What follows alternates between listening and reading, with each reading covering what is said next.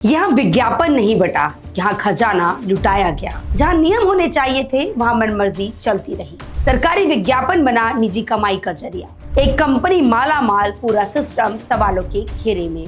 RTI ने सच दिखाया, system ने चुप्पी ओढ़ ली।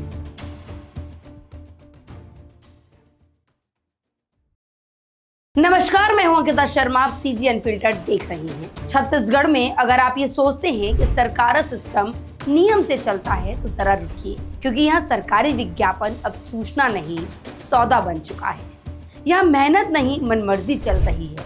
और ये हम नहीं कह रहे हैं, ये कह रहे हैं आरटीआई से निकले दस्तावेज। रायपुर से सामने आया है सरकारी विज्ञापन के नाम पर करोड़ों रुपए के खेल का सनसनी खुलासा। सूचना के अधिकार यानी आरटीआई से मिले कागज बताते हैं कि पिछले एक साल में जनसंपर्क विभाग ने इवेंट क्राफ्ट एंटरटेनमेंट नाम की एक निजी कंपनी को दे दिए हैं 12 करोड़ 61 लाख रुपए। अब जरा ध्यान दीजिए, यानी हर महीने 1 करोड़ रुपए से ज्यादा सिर्फ एक ही कंपनी को दिया गया है। ऐसे में सवाल उठना तो लाजमी है, क्या छत्तीसगढ़ में और कोई मीडिया था ही नहीं, या सारे विज्ञापन एक ही कंपनी के लायक थे? आरटीआई दस्तावेज सिर्फ रकम नहीं बताते, वो सिस्टम की पोल भी खोलते हैं। सूत्रों के मुताबिक कोई टेंडर प्रक्रिया नहीं, मीडिया चयन का कोई सार्वजनिक मापदंड नहीं होता है। छोटे और मझोले मीडिया को पूरी तरह नजरअंदाज, यानी जिसे चाहा, जितना चाहा और जैसे चाहा उसे विज्ञापन दे दिया गया।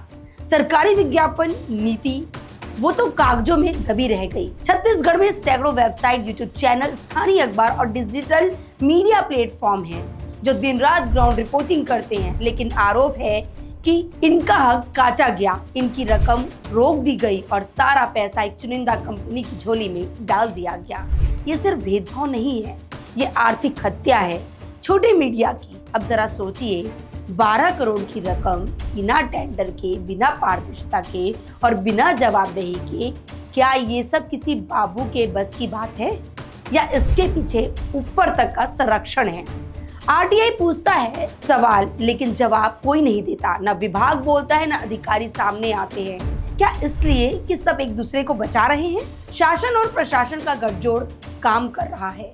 सबसे चौंकाने वाली बात यह है कि आरटीआई से मामला उजागर होने के बाद भी कोई विभागीय जांच नहीं है, कोई प्रेस बयान नहीं है, कोई स्पष्टीकरण भी नहीं है। मतलब साफ है, या तो सब सही है जो नामुमकिन है, या फिर सच सामने आने से डर रहे हैं। अब सवाल जनता का पैसा हो तो चुप्पी एक अपराध बन जाती है। आज छत्तीसगढ़ की जनता पूछ रही है, क्या सरकारी खजाने से चुनिंदा कंपनियों को फायदा पहुंचाया गया? क्या विज्ञापन नीति सिर्फ दिखावे के लिए है? क्या इस पूरे खेल की निष्पक्ष जांच होगी? और अगर होगी तो कौन जांच करेगा? क्योंकि जांच अगर वही करेगा जिस पर सवाल है, तो इंसाफ कैसे मिलेगा? ये मामला सिर्फ भ्रष्टाचार का नहीं है, ये मामला है जनता के पैसे की जवाबदेही का। अब निगाहें सरकार पर है, प्रशासन पर है और जांच कंपनी पर है। देखना यह है कि सच सामने आता है या फिर ये करोड़ों का खेल फाइलों में दफन हो जाता है।